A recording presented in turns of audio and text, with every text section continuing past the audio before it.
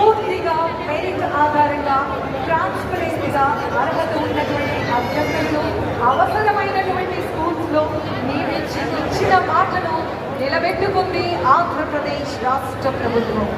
DSC విధానం ద్వారా ఆంధ్రప్రదేశ్ రాష్ట్ర గౌరవంగా ఆహ్వానించేందుకు సిద్ధంగా ఉంది.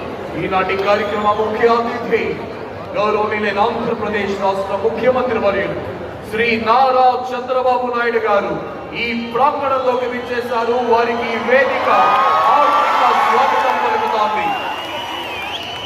గౌరవనీయులైన ముఖ్యమంత్రి వర్యులు ఆంధ్రప్రదేశ్, అదేవిధంగా ఆంధ్రప్రదేశ్ రాష్ట్ర ఐటీ విద్యాశాఖ అమాత్య వర్యులు శ్రీ నారా లోకేష్ గారిని పలకరిస్తూ ఈ సభ ప్రాంగణంలోకి వస్తున్నారు.